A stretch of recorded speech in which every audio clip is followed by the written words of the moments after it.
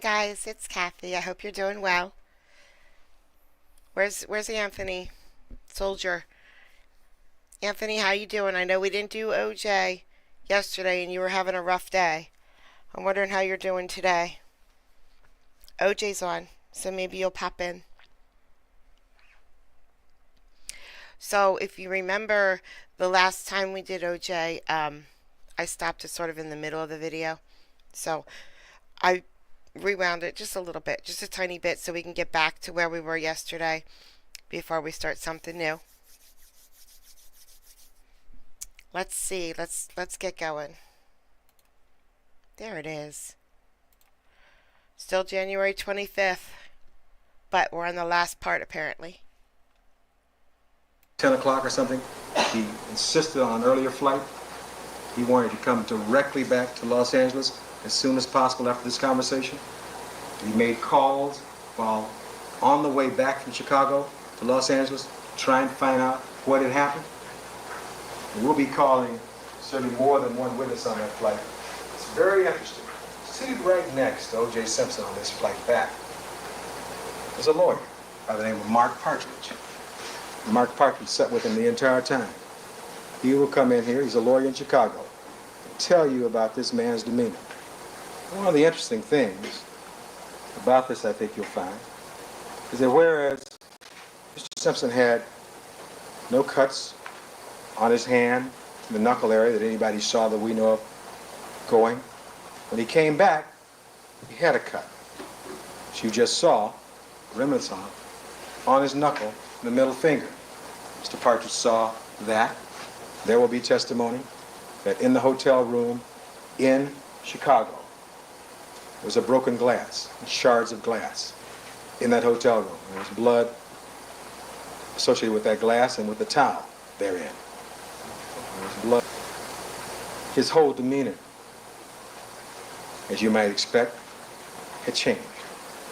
He suffered a terrible loss. Took the first flight back from Chicago here. We think that Mark Partridge, along with other people who may be called, will be very, very relevant in the course of this case. Now, as depressed as he was, people who came in contact with him still didn't know about his tragedy. People would still come up and ask him for autographs during this period of time. But he did get back to Los Angeles sometime that day, and he went, we think the evidence will show, directly to his home on Rockingham, where he was first of all placed in handcuffs. Then they were taken off. And then he was asked if he wanted to come downtown and talk to the police. Maybe not asked, told. He should come downtown and talk to the detectives in this case, Van Adder and Lang. He voluntarily did that. He had a lawyer there by the name of Howard Weitzman, one of our more prominent lawyers here in Los Angeles. He had his business lawyer, Skip Taft. But he came home. There were no police at the airport. He came back home. He went downtown. They talked to him in the car on the way downtown. And when they got downtown, Excuse me, Your Honor, I think the court knows the objection I have in mind. If not, I'd be happy to approve. he doesn't know what I'm going to say. I don't know. Well, the counsel wanted it around a little bit too. We can have an offer of proof. My objection, Your Honor. Why don't you approach without the reporter, please?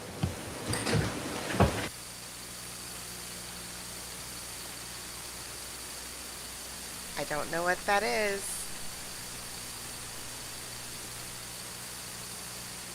Something happened when he went downtown that the prosecution doesn't want us to know about? Thank you, counsel. Mr. Courtroom. Thank you very kindly, Your Honor. Sorry for the interruption again. When Mr. O.J. Simpson, as I said, returned home at his residence, he went downtown with the police detectives. He had two lawyers who followed him downtown. Howard Weitzman, noted lawyer, and his business lawyer, Mr. Skip Taft.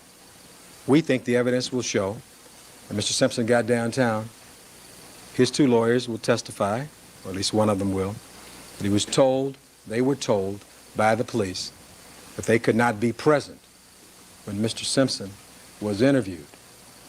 And Mr. Simpson, and the evidence will be, if that happened, that's wrong, it would be a violation. But Mr. Simpson went ahead and talked to the police without discussing any contents with his lawyers, not in the room, and away. They went someplace else till this interview, from 33 minutes, had concluded. We expect that's what the evidence will show in that regard.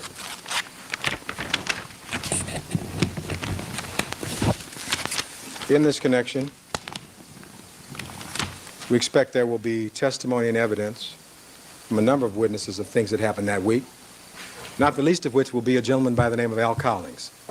We expect that Mr. Collings, a very dear friend of Mr. Simpson's, will testify, along with others, about the events of the date of June 17th, 1994. The low-speed pursuit that you all indicate you've heard so much about. We expect there'll be testimony about that when Mr. Collings spoke to the police, they were headed north on the 405 back to Mr. Simpson's home, that on that particular date, among other things, Mr. Simpson had been heavily medicated after the funeral that week, that he wrote some letters, that he called his first wife, Marguerite Simpson, among others, and his family members, and that he insisted to those who would listen that the events of the week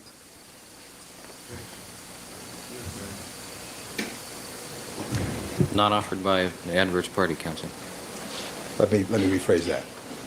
We had a number of conversations with people who were very close to him that week.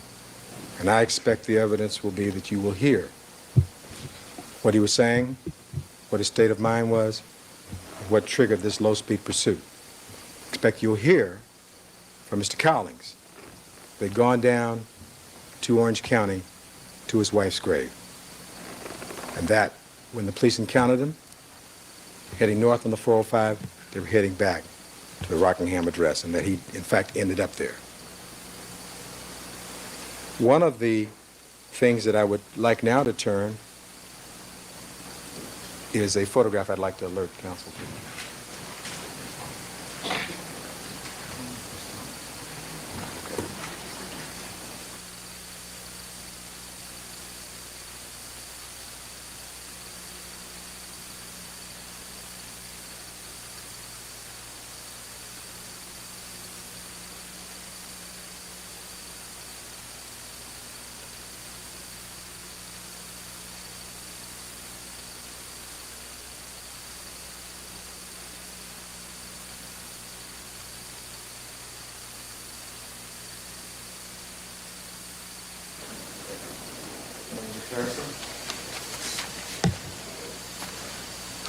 The next exhibit is a photograph of Mr. Ronald Goldman's hand.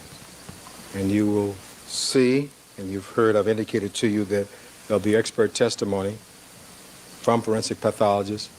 If the bruises there are an indication that Mr. Goldman's hand and fist came in contact with the perpetrator, if there was blunt force trauma, and that he was able to strike his assailant. There will be other testimony with regard to other wounds on his hand. I think that's relevant because I would like next to have Mr. Harris move to the next photographs. What's the number on that one? D13. When Mr. Simpson returned to Los Angeles on June 13th,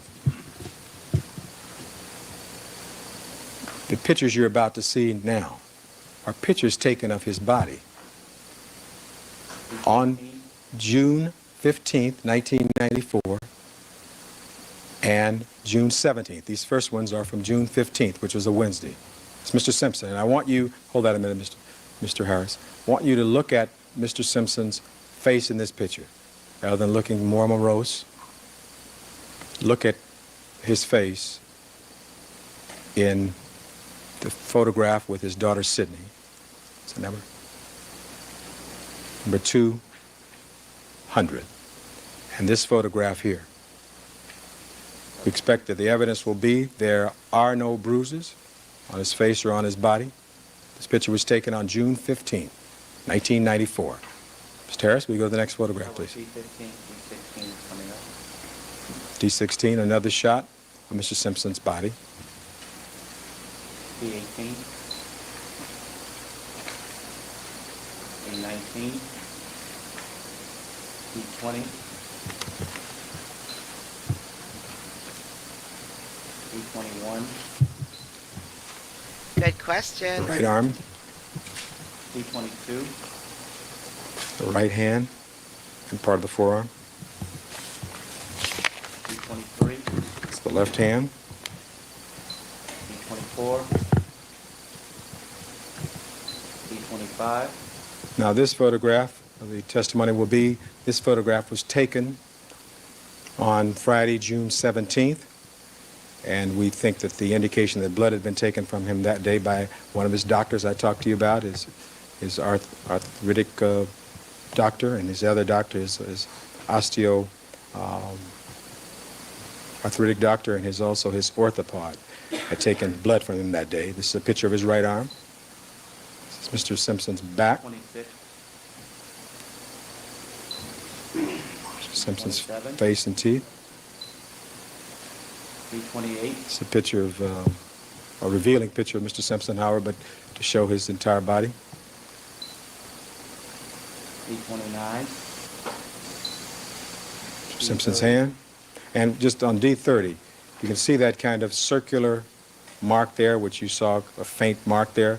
We expect there'll be testimony that with regard to that particular mark there on his middle finger, that there will be testimony among the doctors on our witness list that that is in no way a knife cut, that is more consistent with some glass or some shards of glass having made that particular cut. D31, D32, D33, D34, D35.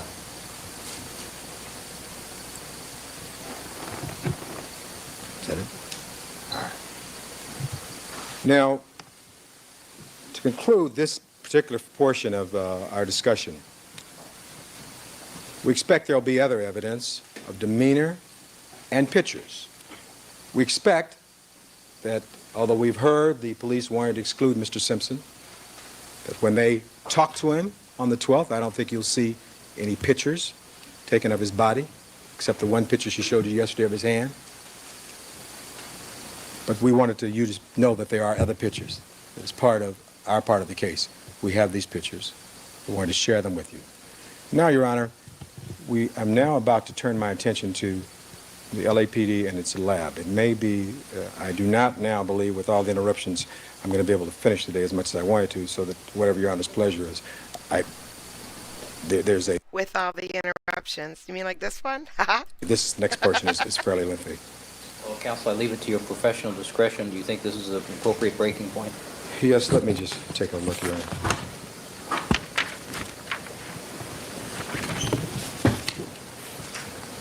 I think that it is. I'd like to make just a couple statements. I think that it is, if I might. Proceed. Thank you very kindly, Your Honor. I'm sorry I'm not going to be able to finish today, ladies and gentlemen, but you can understand the importance of this case to both sides. I've had a number of interruptions, and I'm sorry it's taken longer. But I'm sure you'd expect nothing less from either side of the lawyers from either side in this case. Tomorrow we'll come back and we will start talking about the police investigation. We'll go through some charts, which hopefully will make the whole subject of DNA a little less complex and confusing. We will talk about the so-called evidence flow in this case.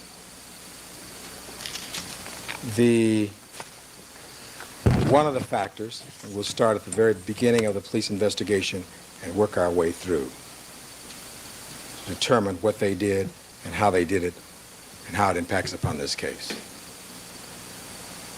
The important piece of information that we think the evidence will show, however, is that all of this evidence collected, whether at Bundy or Rockingham or wherever, went through the LAPD lab.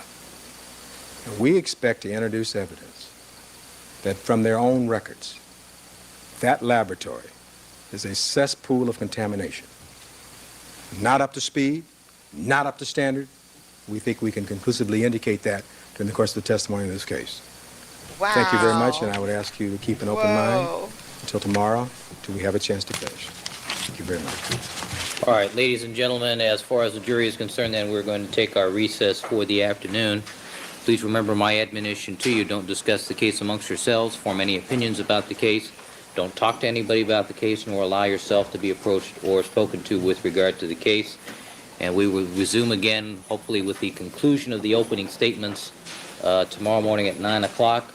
As soon as the opening statements have been concluded, I anticipate that we will be calling the first witnesses tomorrow morning within moments after the conclusion of the opening statements. We'll just take a recess long enough to take down the easels and things, and then we'll start with the actual presentation of the witnesses' testimony for you tomorrow. All right, have a pleasant evening, and ladies and gentlemen, counsel, let me ask you to stay behind because we need to put a few things on the record before we conclude for the afternoon. All right? Let's clear the courtroom.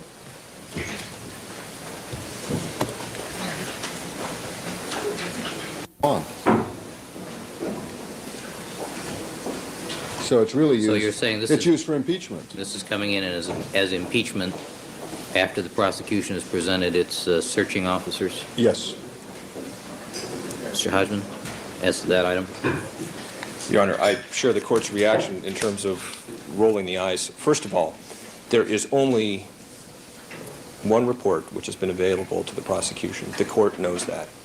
I double-checked as recently as 2 weeks ago just to be sure and obtain another copy. All right, I was mistaken in my assumption that that had been turned over, because I recall some report having been turned over to you with regard to that, so I had assumed that that was everything. My mistake.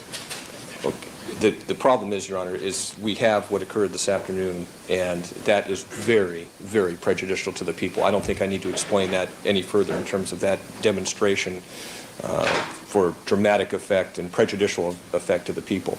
We're going to ask that the court admonish the jury to disregard that. We ask that any reference to that be stricken. We ask that the defense not be allowed to produce or utilize that item in any fashion whatsoever. And, Your Honor, we will be asking, in addition, for a little bit of time to think of other discussion. Excuse me. I need to slow down myself a little bit, Your Honor. Give me just a moment. Yesterday, or the other day, the court said it had to take a deep breath. It can't be talking about the glove, because this is the prosecution uses that glove. I remember. It have to be talking about something else that the defense just said in the opening statement. They had the airplane. They said that he got off the airplane. I don't remember him having anything. I don't know what they're talking about right now. Allow me to take one, too. I took a deep breath, decided it's time I should take a recess, and then I decided I should go home. And then, Yeah. I don't know, some of the pundits criticized me for taking time on making up my mind. I don't know. But, Mr. Your Honor, Hodgman. the court is absolutely accurate in the sense that we have some discovery items of concern and that deserve discussion this afternoon.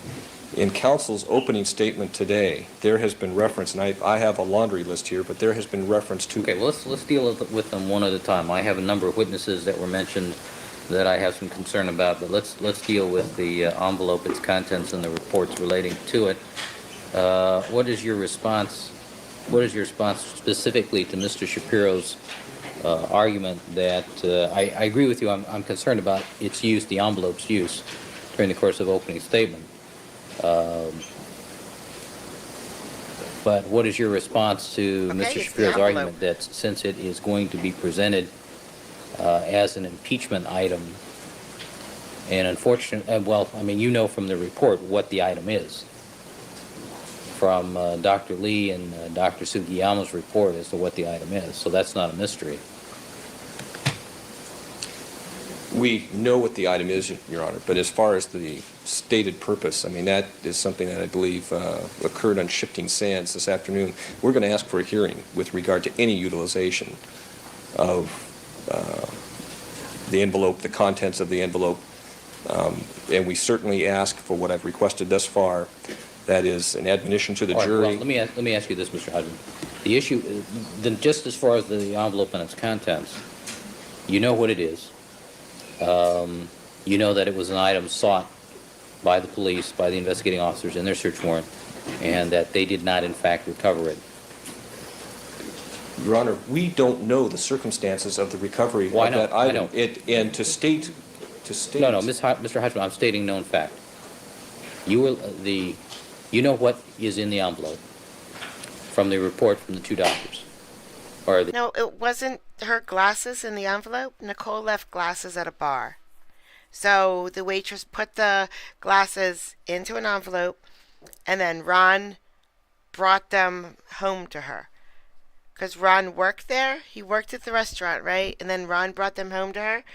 And they were found outside, mutilated. There was blood all over the envelope. the criminalist and the doctor. You know that it was an item that was originally sought, or something similar to it was sought in a search warrant, correct? I know that items like that particular item, Your Honor, I don't know the source, I don't know the circumstances of the recovery. Let's assume we're talking about the same thing. I can't make that assumption, Your Honor. I don't know until All right. we No, get no. discovery of the circumstances of the recovery of that item. I mean, we are completely in the dark. And what, Your Honor, again, I'm going to go back No, to the here's basic... the point. The point, though, is they're saying they don't have to disclose it because it's impeachment evidence, that it's going to come during the course of the cross-examination of the police officers that you're going to call serving the search warrant and seizing evidence. What's your response to that? My response, Your Honor, is that... That's the issue. It has been disclosed. We want an opportunity to be able to have a hearing on this and litigate it. My position right now is that item should be simply suppressed. Now, we have a stated purpose from counsel this afternoon, but that should not have been forthcoming in an opening statement. Not at all, Your Honor. Mr. Shapiro, I'm concerned, though, that you've sort of waived certain confidentiality as to what it is by its use or its attempted use in opening statement. Wouldn't you agree? No, Your Honor, I respectfully disagree. There was never any intention to open it. The only intention was to tell the jury something very simply, that the police have not done a proper job in investigating this case. And it started at the beginning and it went to the end. And even though they had two search warrants to search a location and to look for a particular item, as directed by two judges, that their incompetence was so gross that they overlooked a potential key item of evidence, and we will point that out as impeaching evidence of the officers who were in charge of this search. We were not going to open it. We were not going to describe its contents. We were not going to mention where it came from. We were simply going to say that the evidence will show that the Los Angeles Police Department had directions from two judges to look for something. All right, well, the value in not having to disclose something that you're going to use for impeachment purposes is obvious. The problem is you've created a problem by bringing the envelope out. I agree Mr. Hodgman's entitled to a hearing before the item is actually opened, and we will have that hearing at the time that the defense intends to present that, prior to that. We would also ask the court to inquire what grounds there are for the people to suppress an item of impeachment. Well, they've asked for a hearing. I'm On what indicating- grounds? Well, I have no idea. I'm sure between now and 2 months from now, when it's actually presented, No, it may be presented as early as tomorrow, depending on what witnesses they call. could be. We'll see. Well, prior to its presentation, we will hold a hearing outside of the presence of the jury as to what it is. They're entitled to know what it is before you use it, but not to prepare their witnesses. They know what it is. Well, I know what They've it already is, yeah. stated that. Right. Yep. Okay. All right, You're- now, as to the name, so the issue will remain unresolved until the matter actually comes up for presentation, because I think that's the time to litigate that issue. But you're on notice that it's there. We're on notice that it's there, but we are still completely in the dark. The people are completely in the dark as to the circumstances of the recovery. We may know what it is, Your Honor, but counsel has information and is making allusions Well- this afternoon. Mr. Hodgman, let me suggest you do this, though. My understanding of the law of impeachment is they're not required to disclose it until they want to use it, if it's impeachment evidence. If you have some evidence out of the law of discovery that's contrary to that, let me know tomorrow. If you got some cases to the contrary, let me know. Also, I think perhaps it might help Mr. Hodgman if this item was not recovered by us, but it was recovered by a retired judge in the court's direction. We- Okay. Your Honor, we are still unaware of the circumstances of where, when this item was recovered. We don't know. The people have never known. Counsel apparently knows. And it was, that whole arrangement I know. was done at the request of Mr. the Hodgman, defense. Mr. Hodgman, it's obviously a discovery issue. The question is, are you entitled to know about their impeachment evidence before they present it, until just before they present it? My reading of the law of discovery is the answer to that question is no, if it's impeachment. If you have some authority to the contrary, let me know tomorrow. All right, I've directed Mr. Cochran, I gave the envelope back to Mrs. Robertson, directed him not to use it in his opening statement. So that's where we stand. And with Okay. regard to that, Your Honor, again, we repeat our request for an admonition to the jury. You don't need to repeat it. Thank you. Very well. Okay, let's go Witnesses. to Gotch. I'm sorry, Mr. Cochran, you're going to have to spell his name for me. Which one, Your Honor? Gotchas? Is it Marion Gerchis? I Gerchis. think it's Marion, spelled Gerchas.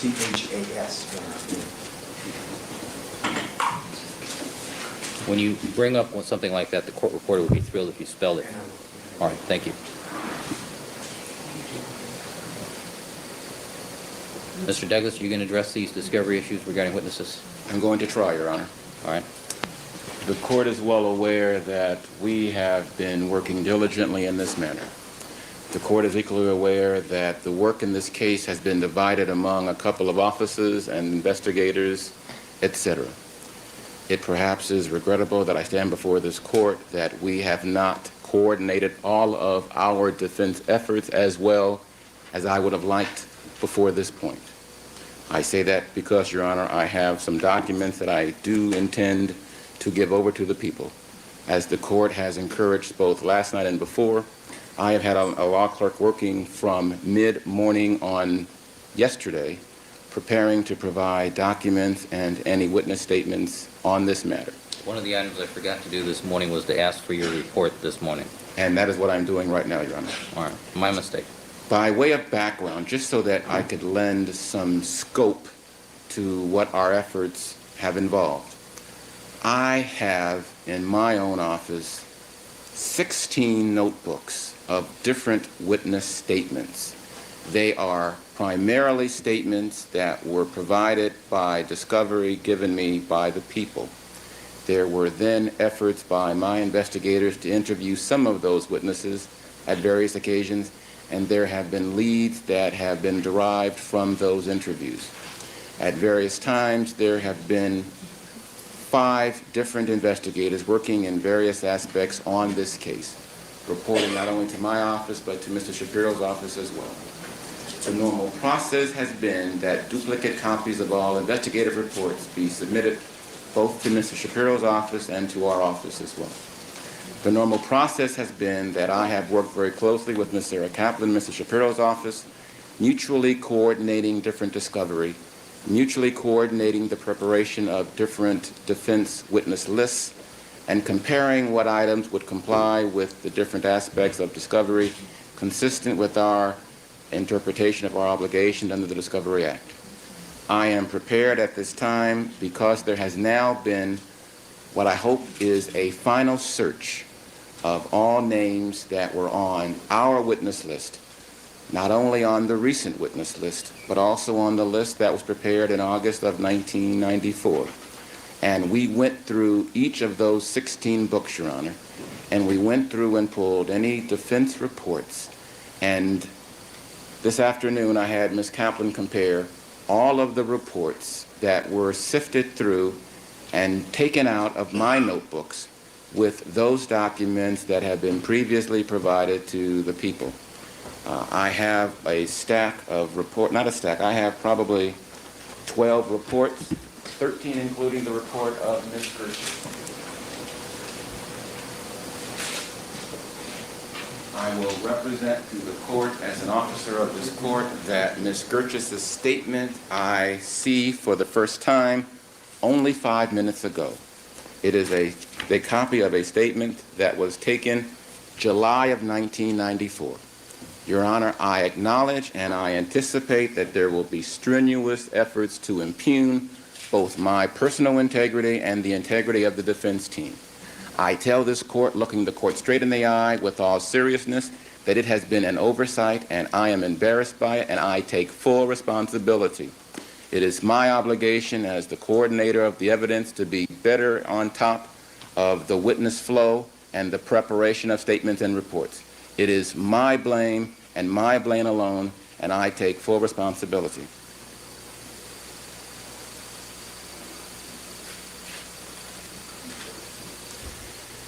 I am reminded by Mr. Cochran that Ms. Gerchis is an individual whom the people have been aware of because, as is at least our understanding, Ms. Gerchis had contacted both the police department and the district attorney's office. However, Your Honor, I accept responsibility because her name was added to our list in August. There was a statement that was taken apparently from an investigator who we do not work hand in hand with each day. It does not excuse it, Your Honor, and I seek not to excuse it. I am only offering as an explanation. I am providing today the statement of Mary Ann Gerchis, and that is a statement that is signed by her, fully within both the spirit and the letter of the Discovery Act, fully a document that we were obliged to turn over in August of 1994. I am also turning over a statement of Ms. Michelle Abdul-Dran, which is dated June 24th of 1994. This is a second statement that should have been turned over in August. But she is an individual, Your Honor, who is the former maid of Mr. Simpson, who was struck by Nicole Brown Simpson, who they are fully aware of. They have been interviewing different witnesses about the incidents and the circumstances giving rise to Ms. Brown Simpson striking Michelle Abdul-Dran. The maid did it. So they are aware of her existence. All right, Mr. Douglas, would you spell the name for me, please? Sure, Your Honor. Abudraham. I am turning over, Your Honor, a statement of a Rachel Berman, who was an 8-year-old, who accompanied the Simpson children and Nicole Brown Simpson, a person whom they are aware of. She accompanied them to Ben & Jerry's, if you will, and she accompanied them to Mezzaluna. She is an 8-year-old. Her name was given only this Monday on our supplemental witness list. What's the date of that statement? That statement is June the 20th, 1994, Your Honor. Her mother's name has been on our witness list. The statement of the mother was earlier given. We decided only this week to call the child or to add the child on our witness list. I am turning over a statement dated July 31 or dated August the 1st concerning a July 31 interview of an Alex Castillo, whom Ms. Kaplan informed me was not previously turned over.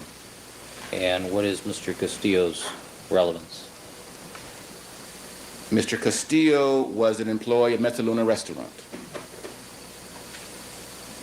And he gives testimony or information concerning a supplemental report by Detective Tom Lang suggesting that he had given Mr. Goldman a beeper and denying same.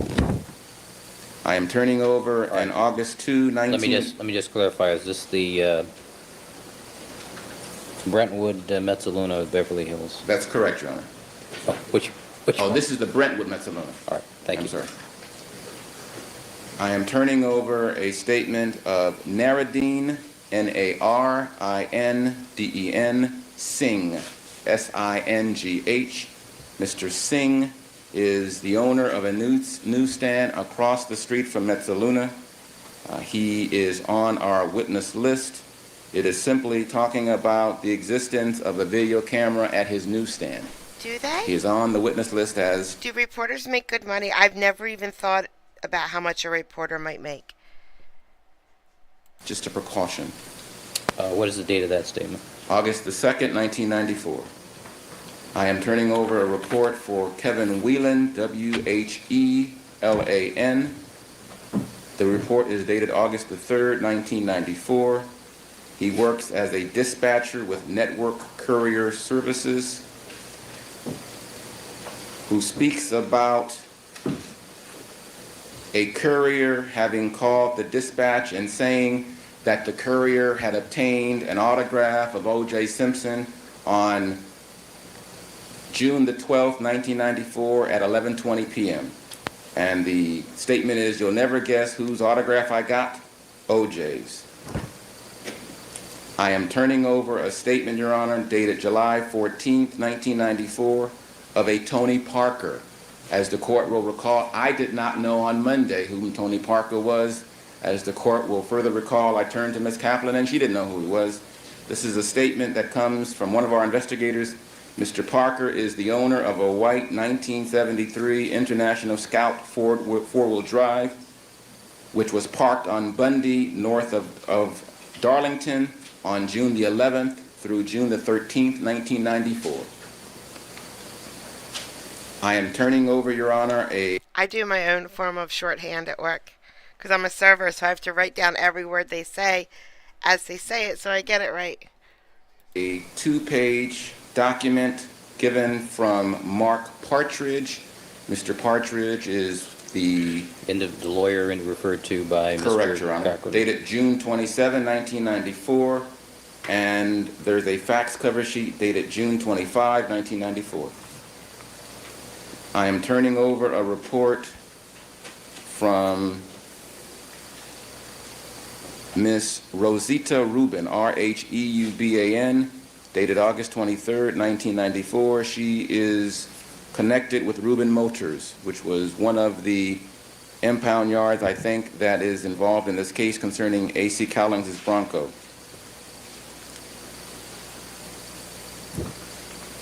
What's the date of that? August the 23rd, 1994.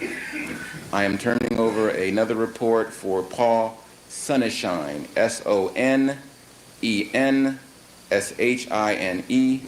dated August 16th, 1994, concerning an interview that he had. He is an employee of Rubin's Impound Yard. And he talks about the fact that Mr. Cowlings' Bronco was left in an unsecured location. I am turning a report over dated July 20, 1994, of Mr. Thomas Tellerino, Tallerino,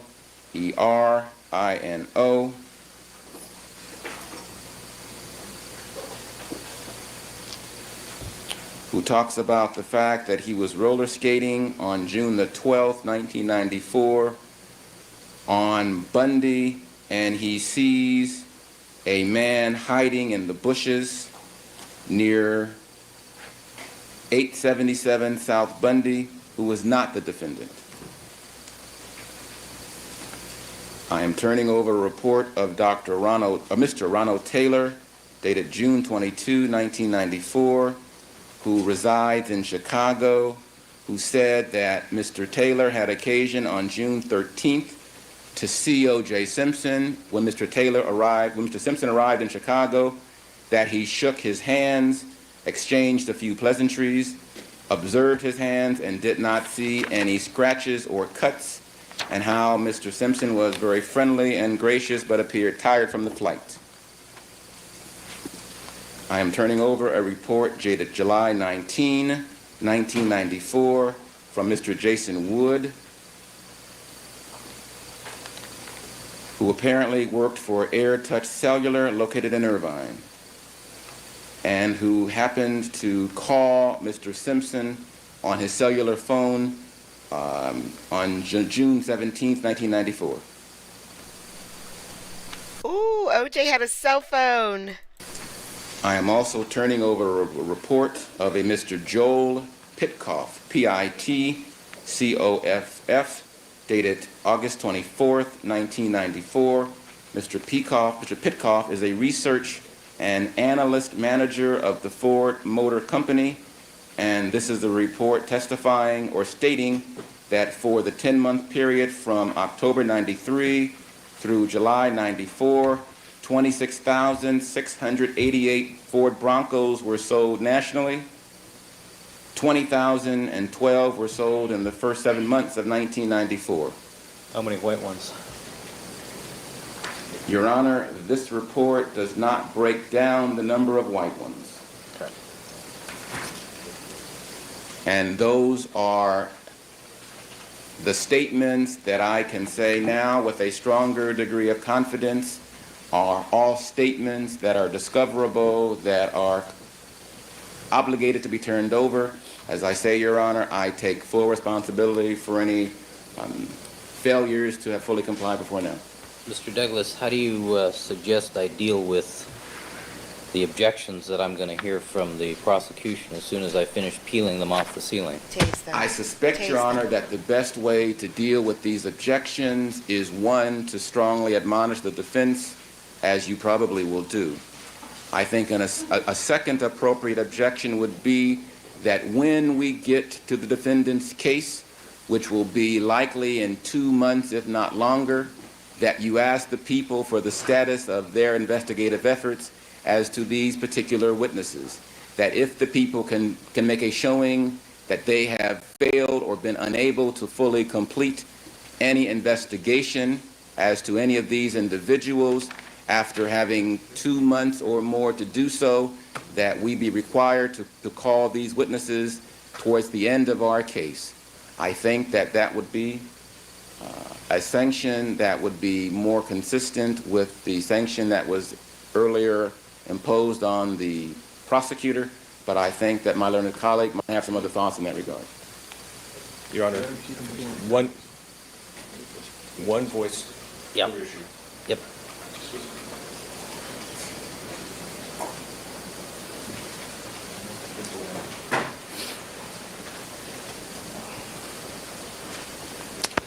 Do you want to change court reporters at this point?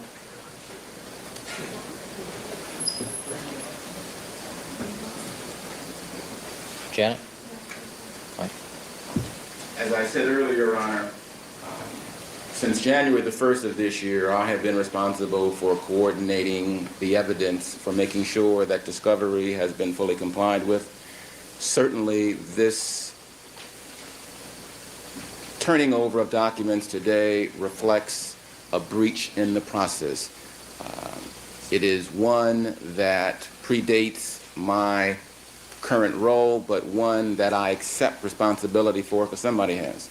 I think, however, Your Honor, that when you take the totality of the circumstances, given the scope and the mountain of evidence in this case, given the number of witnesses on both individuals' witnesses lists, given the time and the care and the effort that has obviously been placed into this case by both sides, that the court should fashion any sanction, if at all, that is measured, that is consistent with the court's knowledge that these are lawyers who don't play games, who don't play fast and loose with the rules, who perhaps both sides have made mistakes and errors. I see Mr. Darden smiling. But both sides have made mistakes.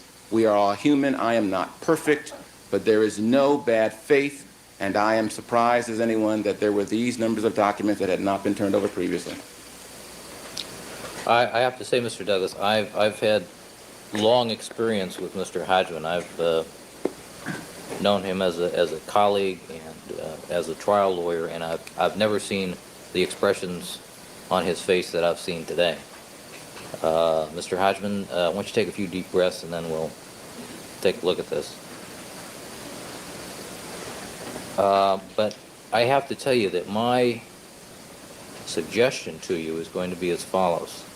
This is a rather wide range of witnesses who cover a rather wide range of topics and a wide range of issues. And I have to deal with these each individually because they're each in a different posture. One or two of these might be justified in an explanation, deciding to add them on the witness list and turn over the statement after, say, for example, the court's rulings on domestic violence. Some of these others, though, clearly go to whodunit issues. Say, for example, Tollerino, who was roller skating on Bundy that evening. Obviously, that's a different posture. I'm going to suggest to you that you go over this list, go over those individual statements, which you have, which I'm not privy to, and see which ones, what sanctions you seek as to which delay in discovery, and present that to me in the morning. Your Honor, I'm going to ask for a little bit more. You know, it was considered by this court this morning to have the resumption of televised coverage of this case. The court's interest, as I'm sure at least certain parties, was that this would be an opportunity for America, law students, law professors, and perhaps even people around the world to see how the system operates in America. I am sorry to say that we have a horrible breakdown. And while I appreciate Mr. Douglas falling on his sword this afternoon, I think he minimizes the consequences and the depth of what has occurred here today. Your Honor, if the people, on the day of opening statement were to unload discovery dated June, July, August of this year. Oh man, he's right. If the people would have done this, oh my gosh. I can only imagine that the sanctions against the people would be severe. I don't intend to minimize this, and I encourage the court, do not minimize this at all. Your Honor, it is not only what it was turned over this afternoon, which we will need time, and perhaps more than overnight, to examine.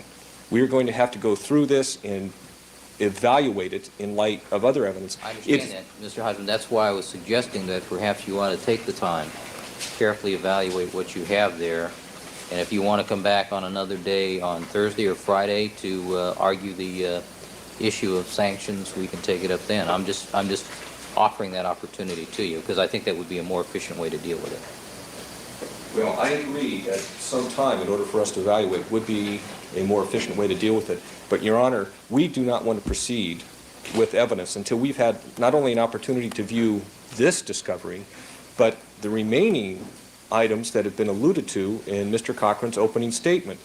I can go through a laundry list right now, but, Your Honor, I hope this is a file. This, up until today, this is the extent of the defense discovery to the people. Under California law, there's supposed to be reciprocal discovery. That's part of playing fair. That's part of playing the game fair. The people have been severely prejudiced today, Your Honor. Severely prejudiced. This conduct is outrageous and unbelievable.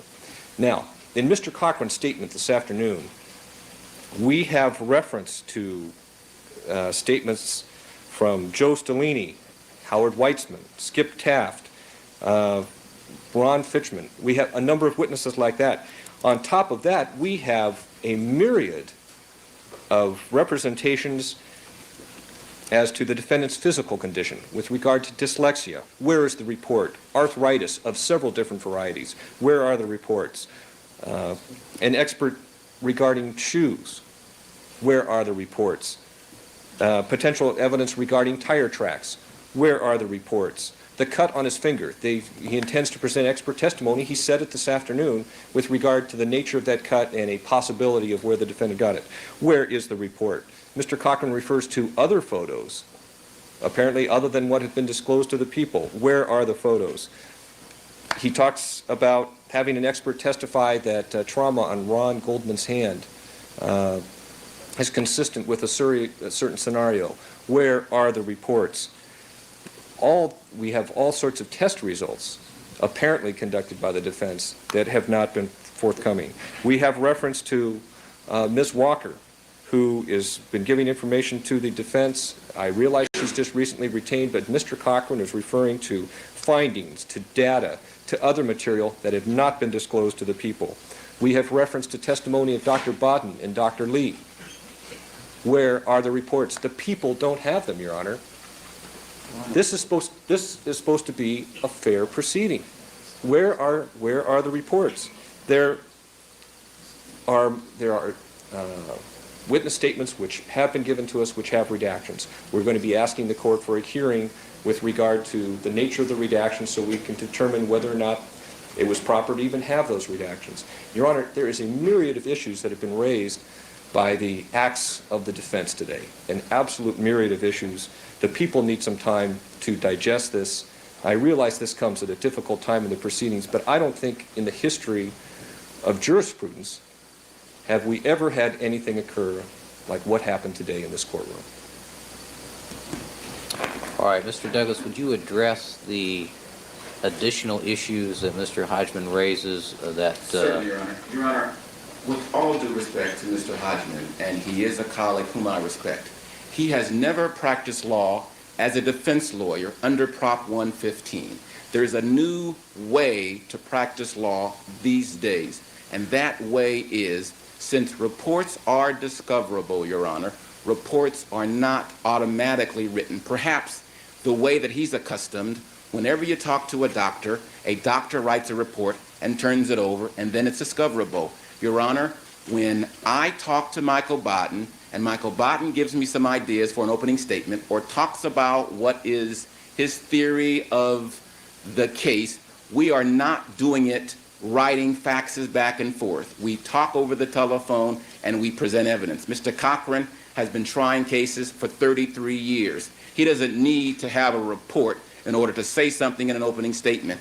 I can call Howard Weitzman, who is a colleague of mine on another case, and ask him, Mr. Weitzman, did they tell you to leave the room in that interview? And he said yes. And can I call you as a witness? And he says yes. And there is no report. I can talk to my client about a dear, dear friend, Joe Stellini, and say, what would Joe Stellini say? And he will tell me that Joe Stellini said that there was nothing going on, and I put his name on the witness list, and there is no report. Your Honor, I will fall on my sword, but I object to the insinuation that I am doing something untoward. I acknowledge, Your Honor, that I am not perfect. I acknowledge, Your Honor, that I have done something wrong.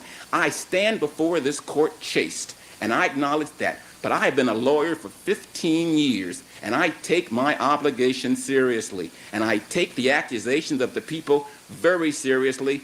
I do not practice law that way. I acknowledge when I'm wrong, but there has not been any maliciousness. This is not the most preposterous thing in jurisprudence. This is a mistake. This is a function of dealing with hundreds of witnesses and going to trial in 7 months.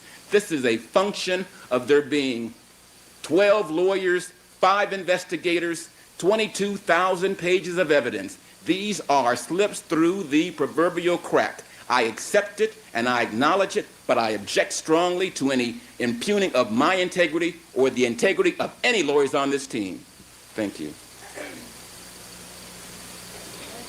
Mr. Hodgman, how would you suggest we proceed at this point? Since the ball seems to be in your court, you're the aggrieved party, how do you want to proceed? I am the aggrieved party. The people, well, I am not, Your Honor. The people are. You represent the aggrieved party. I certainly do, and the people are deeply aggrieved. Your Honor, first of all, we will provide to the court a case that says the defense cannot circumvent discovery laws in the manner suggested by Mr. Douglas. There is a case on point. We will provide it to the court. We'll let the case speak for itself.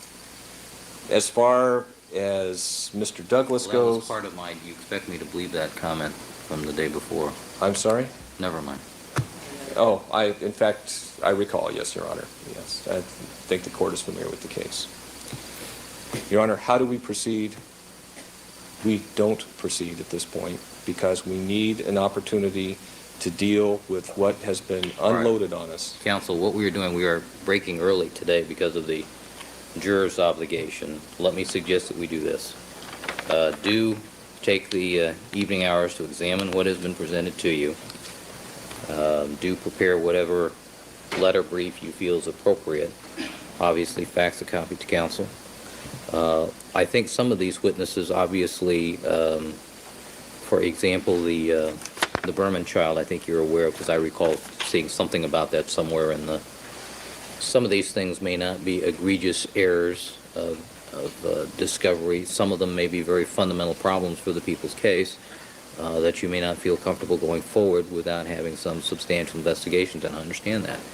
But what I'm asking you to do is take a few deep breaths, evaluate what you have, evaluate the record from today, and then come to me with a proposal as to how we proceed tomorrow morning.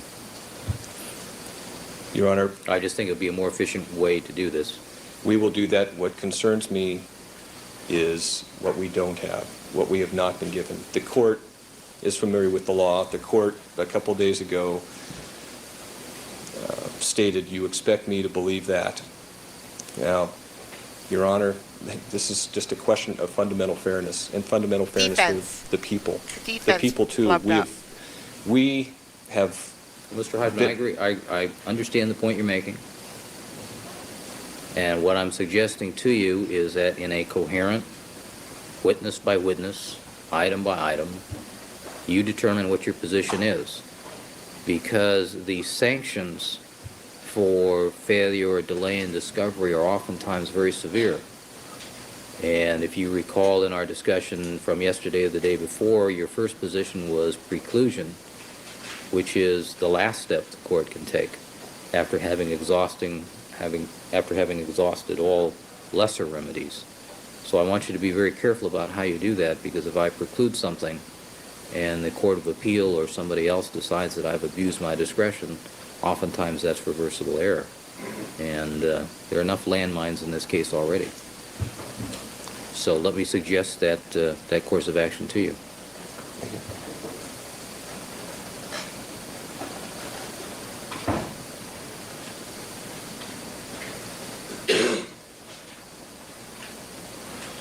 Your Honor, in addition to what the court suggests, we will review Mr. Cochran's statement this afternoon. I understood that that was part of your comment.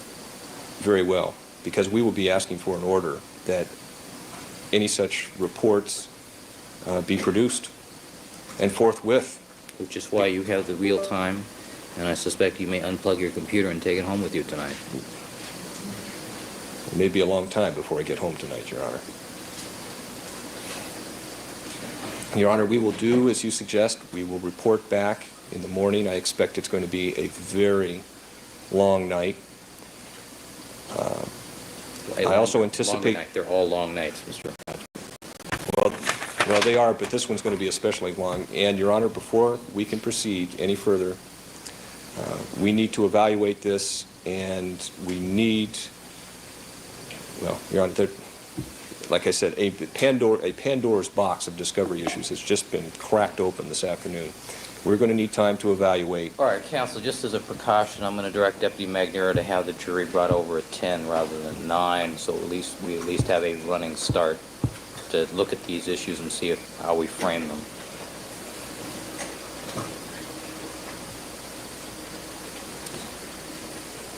I appreciate the court's optimism. 10 o'clock may be early, but I'm we always will do optimistic. it. You know. I know, Your Honor. All right. All right, any comment from Mr. Cochran, Mr. Shapiro on the discovery issue? Mr. Douglas, I'm sorry, you're the discovery sword man. All right.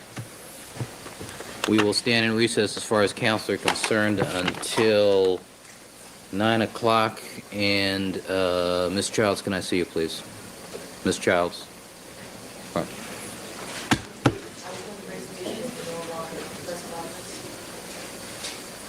I was unaware of that.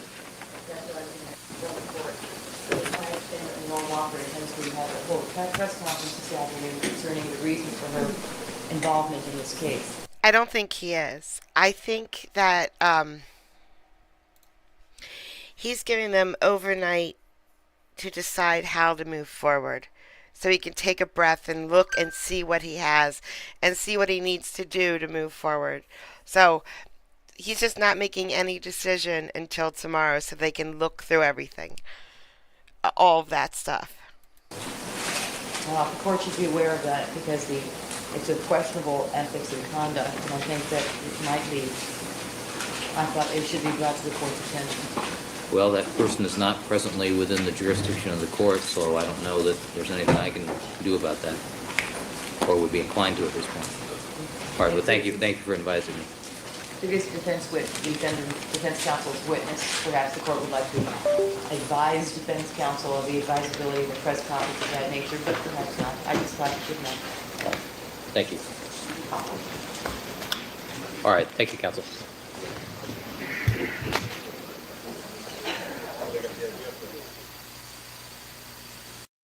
That he has seen it and he has his own pictures of it, and they haven't. I would suggest if this court is going to seriously entertain any of this abusive discovery request, that the court put the burden on them to have Dr. Blake come out of hiding and testify that there's some deficiency in his photos, and we'll do it on a photo by photo basis. We have wasted valuable day. Well, I mean, I think the legal process calls for something like that, Your Honor. No. I know it's real easy to say, well, no, just give it to him, but I don't think the process calls for that, Your Honor. No, what struck me, Mr. Harmon, is I can see myself having to start another one of these hearings and having to look at all these photos. And Well, but if the process calls for that, we may have to do that, Your Honor. I think it's real simple to just say give him new copies when I mean, we have shut down the state lab to satisfy Dr. Blake's schedule. You know, if you've ever done lab Mr. work... Harmon, you're just misinterpreting the court's oy vey Sure. reaction. No, I just wanted to make sure that I didn't misinterpret it, Your Honor. Okay. But, you know, they haven't shown that they've been deprived of anything, and the only way they can do that is to bring Blake out of hiding and put him up there. Okay. And they're not going to do that. You know, very briefly, when their experts are called, they're going to have the pictures and we'll be entitled to review them. I'm just trying to save some time here because we may want to make blow-ups of their pictures, and if we don't get them until the witness testifies, it's going to cause a time delay. All right. The issue, though, is access, knowledge, disclosure. You've had that. Request is denied. All right. Thank you, counsel. We're in recess. 1:30.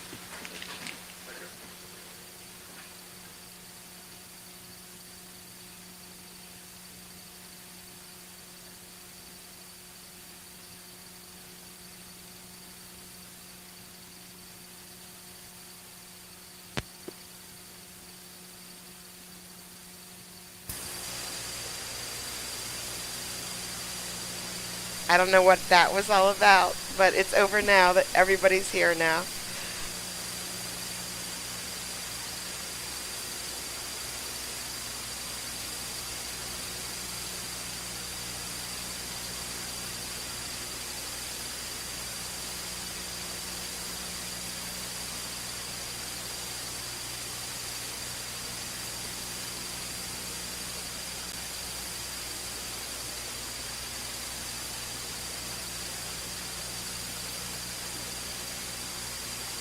There's nothing wrong with your audio. There's something wrong with their audio. Hopefully they fix it soon. I'm going to just bump ahead and see if we get any audio this. I'm going to go 10 Has your minutes. office Never given mind. you any indication as to when we might be getting an update as to his condition and when he might be able to rejoin us? No, I have no indication of that at this time, and I probably will not, even by the conclusion of today's proceedings. What's the status of your position as far as proceeding in his absence? After we address the court with respect to the discovery matters and the misconduct issues, I think we'll be in a better position to assess that. All right. Myself and Mr. Darden would like to address you on these matters, Your Honor. They are numerous, and the court has requested some very specific statements concerning what we desire with respect to each of the items, each of the witnesses, and each of the statements that were improperly made by counsel.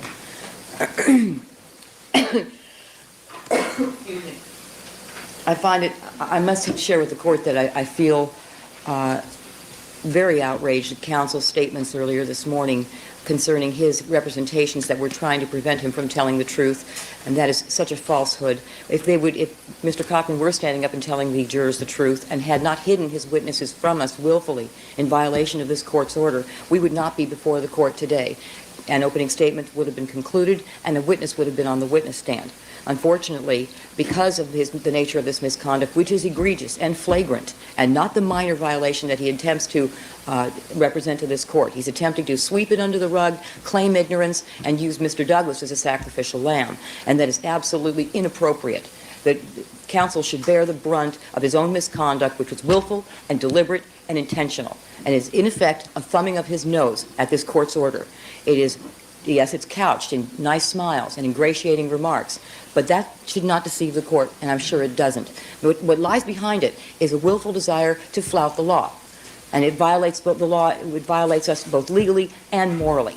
Legally, it's a violation of 1054 in both spirit and letter of that law. Legally, it's a violation of this court's direct order to counsel, and morally, it's a violation of the jurors' right to the truth. They've been lied to, they've been deceived, they've gotten half-truths from counsel. He has deliberately shown them items that were taken out of context, given them half-truths, giving them actually pieces of statements that led to a diametrically opposed representation of what really was being stated. And counsel is telling the court, oh, that's no big deal. If I mislead them, then the people can come back in closing argument and redress all the wrong. Counsel knows very well that we cannot, because our closing arguments are months down the line, and well, he knows it.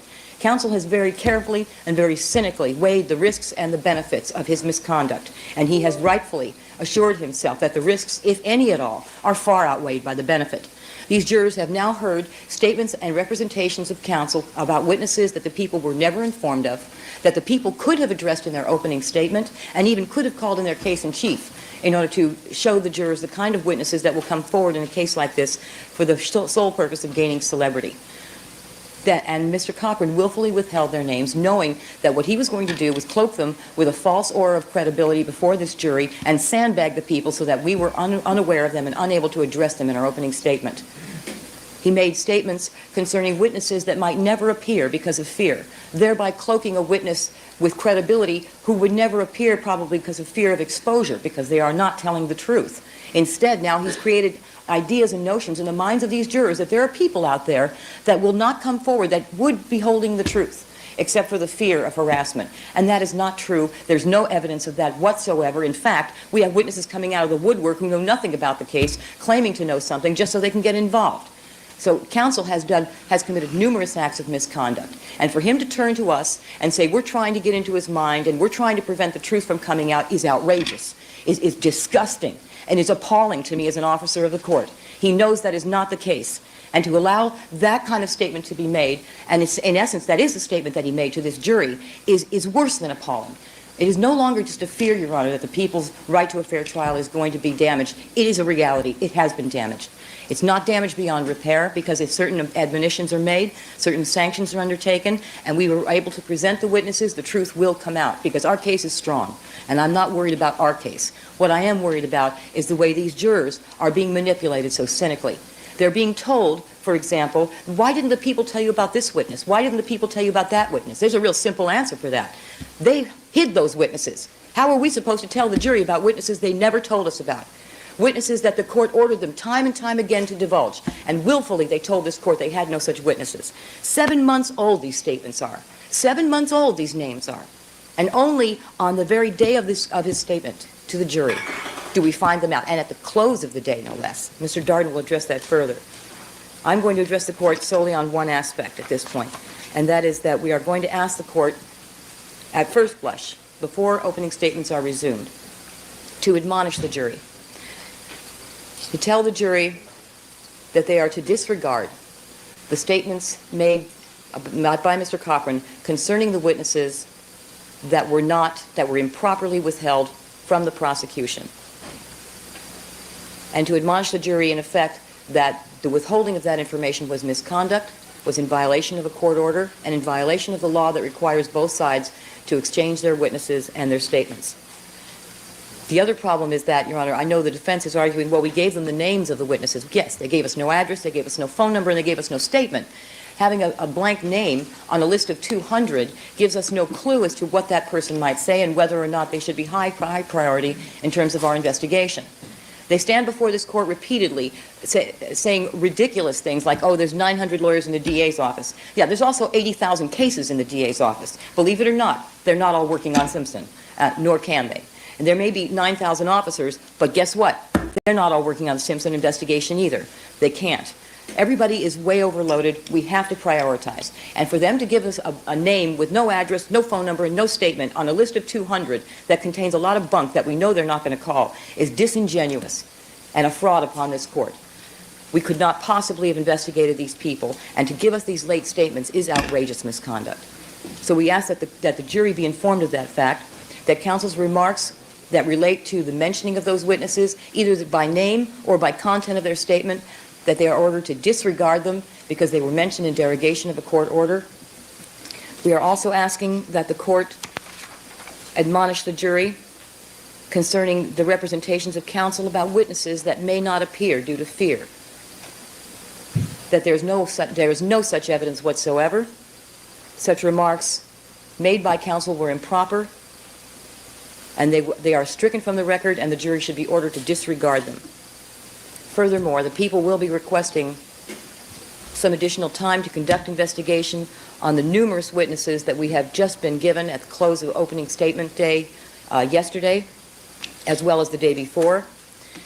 And should the court grant us the continuance in whatever amount of time that it does, we would ask that the court inform the jury as to the reason for the necessity of that continuance, that it was necessitated by counsel's misconduct in failing to turn over the information that it was ordered to turn over by the court. Mr. Darden will address the court on the remaining requests we have pertaining specifically to each witness and to our request to reopen the opening statement. Mr. Darden. You want me to do it? Good afternoon, sir. Your Honor, good afternoon. Many of the witnesses disclosed to us by the defense the past 2 days are witnesses whose statements had not been given to us on any prior occasion. And the first is Mary Ann Gersh. And as the court will recall, Mr. Cochran told the jury that Mary Ann Gersh saw 4 men running from the scene of the killings on the night of June 12. We have never been given any discovery relative to that witness, that is, until yesterday. And that was given to us after Mr. Cochran already made comments regarding this witness before the jury. Now, this is obviously a material witness, one would think. That is, if one could believe her testimony. Mr. Douglas had this statement in his possession. The defense has had the statement in their possession for several months. Since July. They could have given it to us back in July. They could have given it to us back in December when they were squawking about our discovery problems and while they were asking the court to sanction us. But they didn't do that. They didn't do that throughout that 5-month period in 1994. And in December, when the court began to attempt to set a date for opening statements in this case, the defense didn't turn over this statement. And when they learned the exact day that opening statements would begin, they didn't turn it over. And when Mr. Cochran's opening statement was delayed a day, they didn't turn it over. And when they came into court to begin Mr. Cochran's statement, prior to that statement, that morning, they didn't turn it over. And there's only a few reasons that they didn't. First, they knew that had they turned over this statement this late in the game, the court would have precluded them from utilizing the statement in opening statement. The court would have sanctioned them, as they did us. And they were also aware that had the prosecution known about this particular witness, we would have discredited her. We have only known of this witness 24 hours, and already we know she has 9 lawsuits pending. In the DA's office, in our bad check section, there are $10,000 approximately in bad checks that relate to this person. She has defrauded the J.W. Marriott Corporation of $23,000 by staying in their hotel and not paying for it. And there's much more much, much more regarding this witness, but we need time to investigate this witness, Your Honor. What's your reasonable estimate as how long you need to investigate into the background of Ms. Gerchis, since People versus Jackson at 15 Calap 4th, 1197 at page 1203 indicates what the remedy is: having a meaningful opportunity to rebut or impeach. So what are we speaking of in terms of investigation to adequately be prepared to rebut and or impeach that testimony or that proffer of testimony? That's the issue. Your Honor,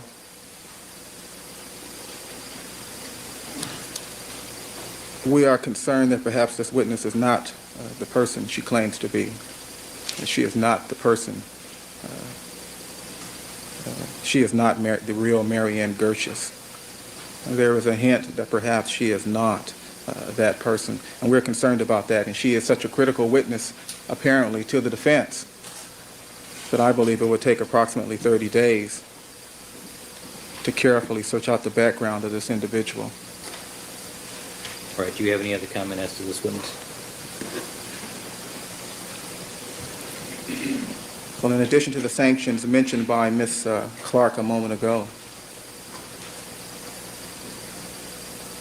and in addition to a 30-day continuance to carefully investigate this witness's background,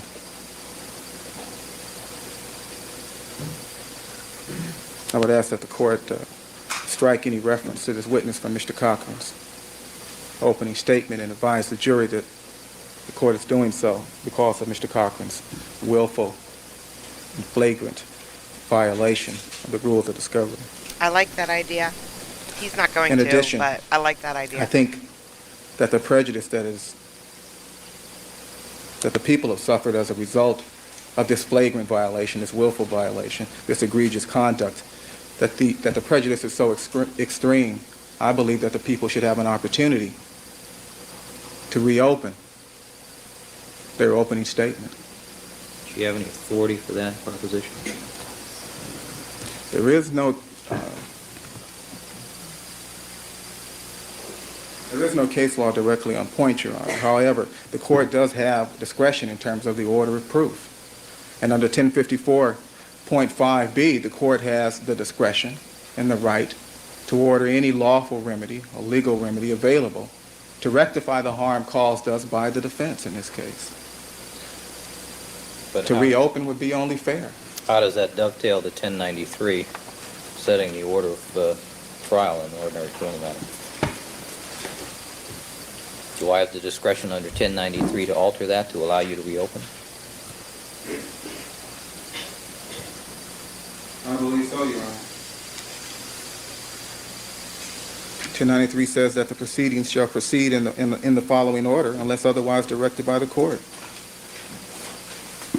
I ask that the court allow us a second opportunity. There is no law against it. It is not our fault that we're in this position. What do you think? I don't know. Back in December, you ordered us to provide the defense with discovery. You literally forced us to work 48 hours straight almost to comply with that discovery order. You told us to have discovery to the defense by 5 o'clock on a Friday afternoon, and we worked and we complied. Had we come into court and did what they did and tried to pull something like this, our conduct back in December, which as I recall the court agreed was nothing more than negligent, wasn't nearly as egregious as what has happened in this case. And in response to our mistake, an honest mistake at that, the court gutted the domestic violence evidence in terms of how it could be presented in the case. The court precluded us from calling witnesses in the order we wanted it to call those witnesses, so that now the defense has a hand so deep in our pocket at this point that they're literally dictating the order in which the witnesses will be called by the prosecution. Such sanctions ought to flow both ways, Your Honor. Well, that's why it's called reciprocal discovery. That's why it's called reciprocal discovery, and that's why it's a two-way street, and the water should flow both ways and in both directions. We had to do it. I'd like to put my hand in Mr. Cochran's pocket at this point.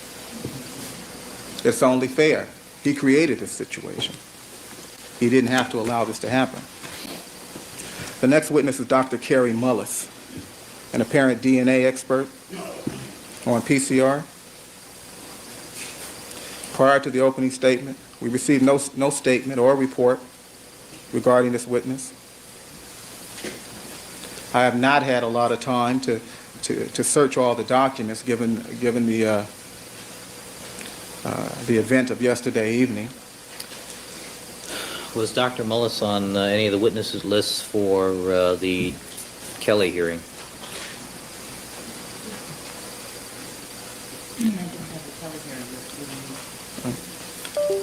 Well, one of the things we did with regard to the DNA hearing and the witness list is this. After they allegedly waived their Kelly Fry, we updated our witness list to include the people we intended to call on the DNA issue. This doctor is not on any non-Kelly Fry witness list. And even so, we've never received any report or any statement relative to what this doctor would testify to. We require time to investigate this witness's background. I don't know much about him, but I understand that he is a very controversial figure in the scientific community.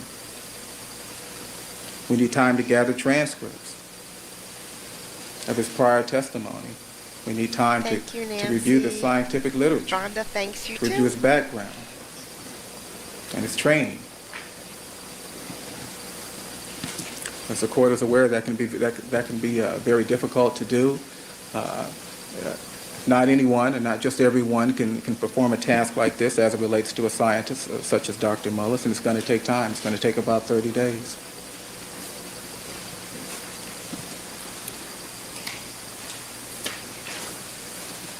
We would ask that the court, in addition to the admonition, instruct the jury to disregard any mention of this witness.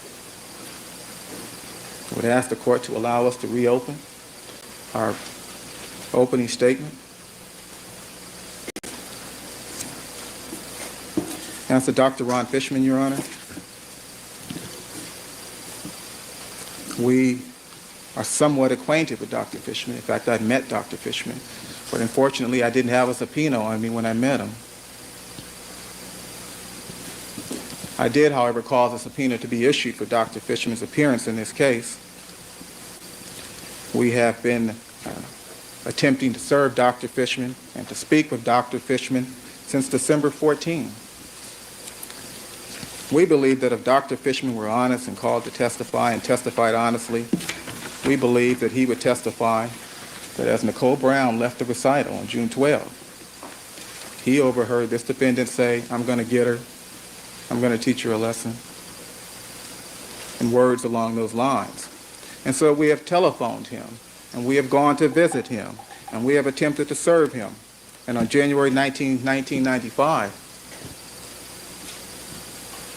our investigators were outside Dr. Fishman's home. They met. They told him they were there to serve him with a subpoena, and he turned and he ran. And he ran back inside his house and he locked the door and he wouldn't come out. And the investigators placed a subpoena. I post comments about the OJ trial. If you say words about the OJ trial, I should put them on the screen. In the mailbox and shouted through the window, "Dr. Fishman, consider yourself served." Well, Dr. Fishman should have been here yesterday, or he should have called the prosecution to be placed on call, and he has done neither. The defense has a statement from Dr. Fishman. We don't have it. We should get it. We should be allowed time to investigate Dr. Fishman. And there are other problems with Dr. Fishman. When the defendant was arrested on June 17, there was a prescription of Xanax, a depressant, in his black bag. The medication apparently was prescribed to Dr. Fishman's mother. I don't know why it's in the defendant's bag, but it's issues like that and the issue of the recital that has to be reviewed and investigated. It's going to take time to deal with the issue of Dr. Ron Fishman, and I would ask for the same sanctions be imposed as it relates to Dr. Fishman, okay, as we requested with regard to Mullis, Gershis, and the other witnesses. Dr. Lenora Walker is a different issue. The defense served us with her CV on January 24, but they have not provided us with any statements or any reports, as they are required to do under the law. You heard Mr. Cochran's explanation that she had just been retained, was in the process of interviewing the defendant and preparing a report, so I assume it's not there yet. Okay. Nevertheless, Mr. Cochran represented to the jury that Dr. Walker was going to form a certain conclusion and testify to that conclusion. So apparently Mr. Cochran is aware of what Ms. Walker is going to say, or Dr. Walker, I'm sorry. So what Dr. Walker is going to testify to. But Mr. Cochran also indicated that Dr. Walker had interviewed the defendant and that she had conducted psychological tests. Well, that's discoverable. It's discoverable under Woods versus Superior Court at 25 Calap 4th, 178.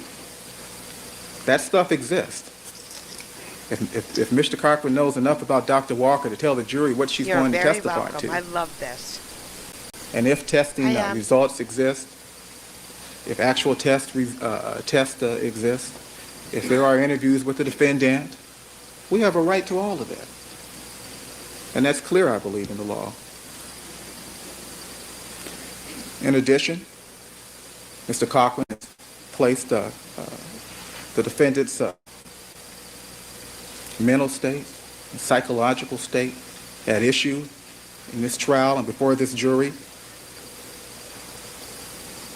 And I believe that we have a right to have access to this defendant for psychological testing. And that's an issue we'll take up again in a couple of days. At any event, it will take time to prepare for Dr. Walker. And the court might also recall that when Mr. Cochran was arguing to the jury, that he mentioned that Dr. Walker was watching us on television. So I assume Dr. Walker has some notes, and apparently she communicated her opinions and conclusions to Mr. Cochran, which Mr. Cochran communicated to the jury. We like to have that. We have a right to that.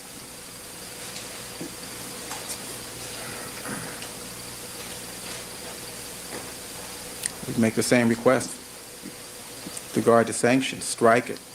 Tell the jury to ignore it.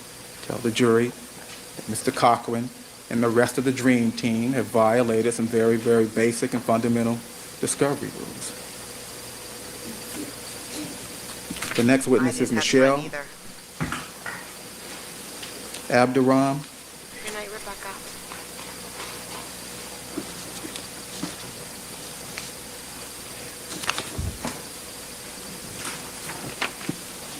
She was Mr. Simpson's maid, apparently, and according to Mr. Cochran, Nicole once slapped her, Nicole Brown. And I've heard of this incident, and I believe that I've seen reports, some report as it relates to this incident. I know I've read it in the tabloids. And so we are somewhat aware of that witness. But our concern here is that perhaps Mr. Cochran has additional information, additional statements. This is his witness. We have a right to her statement. We have a right to discovery as it relates to this witness. And if the court would order the defense to turn over that statement to us immediately. And I don't believe we have it at this point. Do we? I think yesterday you were given a statement from June of '94 from this witness. That's on the record at page 11/9/21. Okay.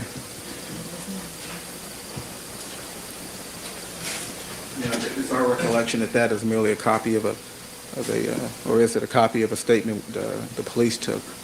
But our concern is this: if the defense has more information, an additional statement, additional notes as they relate to this witness, we would like to have them. And if they don't have them, we'd like them to stand before the court and represent to the court that they don't have them and that they know that they don't have them. If they interview this witness, subsequent to our interview of the witness, we want the notes. Okay? And if they interview the witness, subsequent to our witness, and if they fail to take notes, we would like the court to order them to reduce the conversation to writing. They have no right to take oral statements, decline to commit them to writing, and then hide them from the prosecution.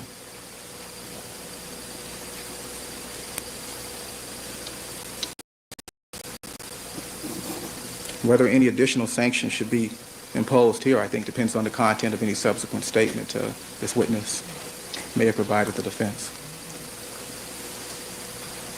Then there's Joe Stellini.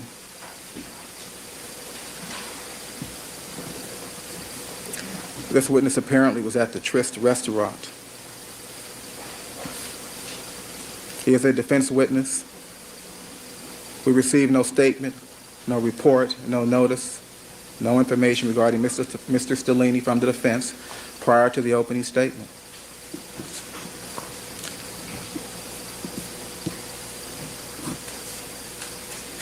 We'd make the same request that the court order the jury to disregard any reference to Mr. Stellini or any reference to anything Mr. Stellini might testify to.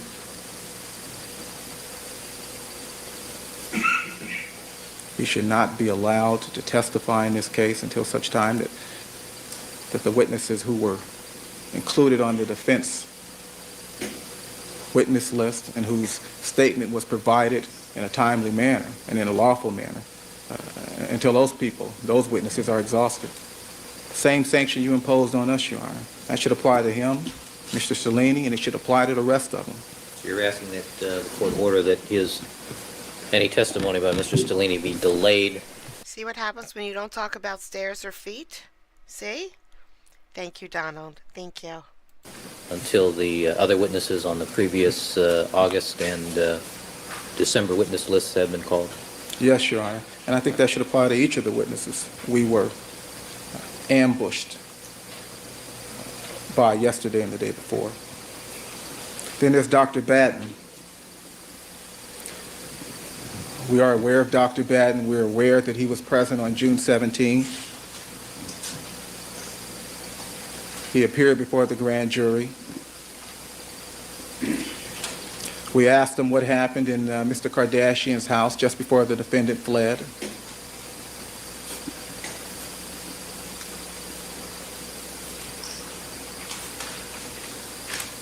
He told us that the defendant fled as soon as he heard that the police were on their way to arrest him. But we didn't ask Dr. Batten about any testing or the results of any test.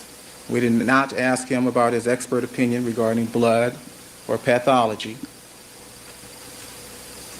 It was made clear to us that such topics were off limits, that he was a defense expert, and that to inquire in those areas would be to violate the attorney-client privilege, and we honored that. Well, Mr. Cochran has told us that Dr. Batten will testify that the perpetrator should have been drenched in blood.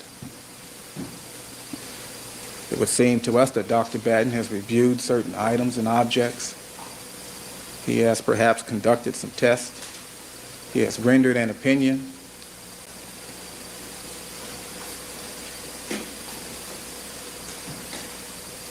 We would like those reports. We would like that opinion. And there has to be one, because as I understand the rules in the opening statement, counsel is not allowed to inform the jury of evidence or information that they do not in good faith and reasonably believe will be heard from the witness stand or in open court or received as evidence. If Mr. Cochran or the rest of the Dream Team have had oral conversations with Dr. Batten regarding his conclusions and opinions, then I would ask the court to order them to reduce He just called them the Dream Team right there. these conversations to writing, and that they do it now, immediately. We would ask that the court impose the same sanctions, the sanctions we mentioned earlier. Strike it from the record. Tell the jury to disregard it and ignore it. Tell the jury that the defense, the dream team,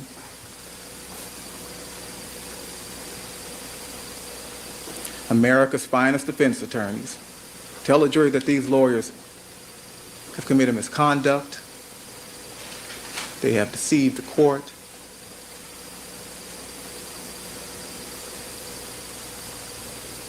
and that they have violated the basic and fundamental rules of discovery, and that they have impinged upon the people's right to a fair trial. Next is Christian Reichart. He is Faye Resnick's ex-fiancé. She dumped him and he's out to get her. That's fine. I have interviewed Mr. Reichart myself with the use of a court stenographer in the presence of his attorney, Mr. Dominique Rubakova, and we have turned that over to the defense. If there is an additional statement or additional information, we would like to have it. If there were additional conversations not reduced to writing, we would ask that the court order the defense to reduce those conversations to writing. If the defense intends only to rely on the interviews conducted by the prosecution and by the LAPD, then that's fine, but they should stand before the court and inform the court of that. If that's what they're going to do, then there's no surprise necessarily as to Mr. Reichart. But I will say this, and that is that no statement has ever been received from the defense as it relates to Mr. Reichart. In addition, Mr. Reichart is not on the defense witness list.